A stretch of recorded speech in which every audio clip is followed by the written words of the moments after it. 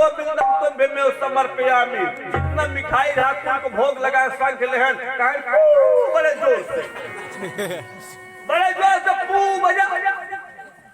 ओकरे बाद सब घेर ले, मारा मारा मारा मारा मारा, चोर चोर चोर। कहे राजू चोर हो तो हम शंख बजाई।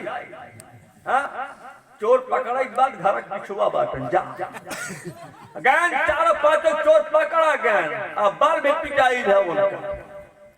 ये जो संत होता है वो कभी परिवर्तित नहीं होगा, कभी नहीं परिवर्तित होगा। जहां विषम परिस्थितियों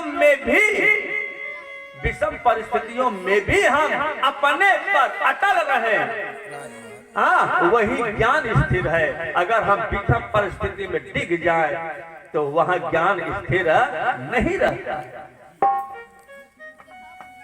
इसलिए कहा है कि मनुष्य विषय मनुष्यों की संगत। आप पढ़े होंगे एक पाठ है मित्रता ना, मित्रता। उसमें एक पैराग्राफ ऐसा है जो हर दूसरे साल पेपर में आता है। कुसंग का ज्वर सबसे भयानक होता है। कुसंग का ज्वर सबसे भयानक होता है। जो कुसंगत में पड़ गया उसका जीवन नष्ट हो गया। जब कुसंग में पड़ गया सब लोग अज्ञानी है, ज्ञानी हो ही नहीं सकता है। और क्या बात करेंगे अध्यात्म से दूर रहना, एक ज्ञान नहीं है। आप कहते हो मैं अध्यात्म जानता हूं। अध्यात्म माने क्या होता? आदि आत्म, आदि धन आत्मा। आज माने अध्ययन, आत्मा माने अपना अध्ययन। जहां अपनी आत्मा का अध्ययन हो जाए, अपने बारे में जानकारी हो जाए, वही अध्यात्म है। अभी तक आप इससे दूर हैं, आप है घेर रखा है। राजा दशरथ चले गए, जिनके पुत्र साक्षात नारायण थे, भगवान राम पुत्र होते हुए भी अपने बाप को बचा नहीं पाए। राजा दशरथ भी चले गए कि नहीं, मरे कि नहीं? भगवान राम रोक लिए होते अपने पिता को मरने से। क्यों? क्योंकि विधि के विधान को विधाता भी नहीं टाल सकता है, भगवान भी नहीं टाल सकता है। इसको जानो, मरना ध्रुव है, अटल सत्य है। इसको अगर आप जान लिए तो आप ज्ञानी हैं, और इसको जानते हुए भी आप उसको भूले हुए हैं। ये जीवन का अज्ञान का है। अज्ञानी मत बनो। उनके बाद कहते ब्याज जगत में सुख वृद्धि।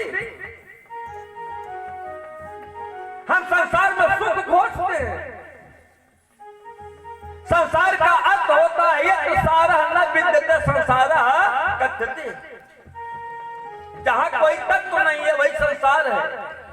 कबीर ने भी यही कहा है, यह ऐसा संसार है जैसा सेमर फूल, दिन दस के व्यवहार में झूठे रंगन फूल। ये संसार जो है सेमर के फूल के समान है। सेमर का फूल देखने में क्या लगता है? बहुत सुंदर लगता है, लेकिन न उसमें सुगंध होता है, सूंघने लायक न होता है, न किसी देवता के ऊपर चढ़ाने लायक होता है, किसी काम का नहीं होता है। उसी प्रकार संसार केवल देखने में सुंदर लगता है, लेकिन कोई तत्व नहीं है, कोई तत्व नहीं है। कुछ नहीं ले जाओगे संसार से, सब एक छोड़ के चले जाओगे। हमारे मकर दादा चले गए, मकर दादा चले गए, बाबा सबसे ज्यादा गरीब हम 200 में रहते हैं। जब पैदा हुए तब गरीब थे, और जब मरेंगे तब गरीब होंगे। आए थे तो नंगे आए थे, नंगे धड़ंग आए थे, और जब जाएंगे तो नंगे ही जलेंगे चिता पर। बस पहले जलता है शरीर, बाद में जलता है। भूख प्यास लेकर के आए थे, भूखे प्यासे जाएंगे। किस चीज का अहंकार कर रहे भाई? जो मिला है इसी संसार में मिला है, जो गवाएंगे इसी संसार में गवाएंगे। जब कुछ लाए नहीं थे तो लेकर जाएंगे क्या?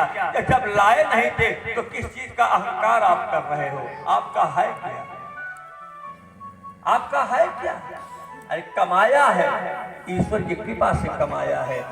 मानव शरीर पाया है, ईश्वर की कृपा से पाया है। पुत्र परिवार मिला है तो ईश्वर की कृपा से मिला है। आपका योगदान कहाँ झलकता है?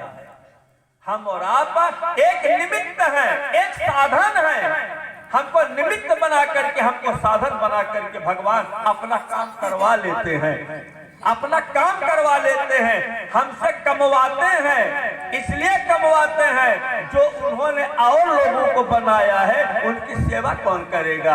आपको कमवा दिया, चलो तोहरे जिम्मे इतने मनई हैं, मेहरारू तो हाँ लड़किया बा, बेटवा बा, बिटिया बा, पतोह बा, नतोह बा, इतना जिम्मेदारी तोहका देता है, इनका सेवा तू इसलिए कमवा दी।